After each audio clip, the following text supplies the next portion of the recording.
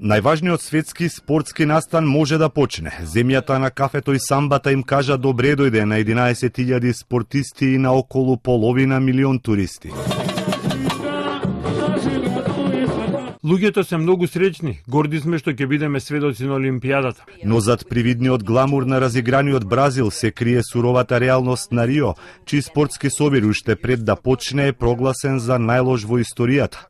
Бизарните проблеми продолжија и последните часови пред отворањето на култната Маракана. Организаторите ги загубија клучевите од еден од влезовите на стадионот.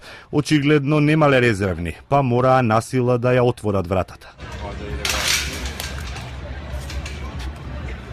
Олимпиското село однадвор изгледа примерно, но зад нашминканите ѕидови, барем според спортистите, се крие вистински хорор.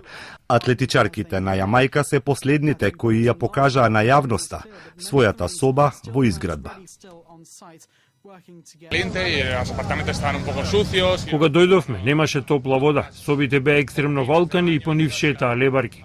Сега е нешто подобро. Но американците го немаат овој проблем, особено кошаркарите.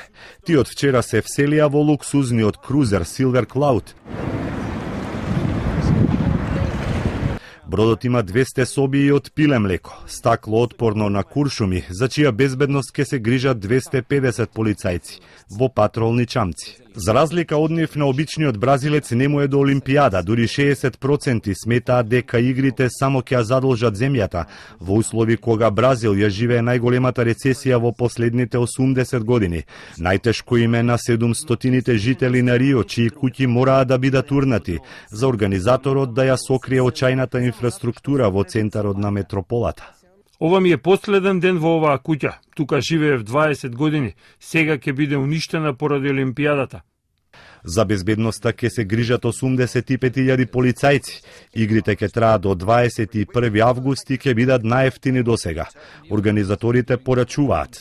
Церемонијата на отворањето нема да биде големо, но ќе биде со вкус и со срце. Се очекува да ја следат околу 3 милиарди луѓе.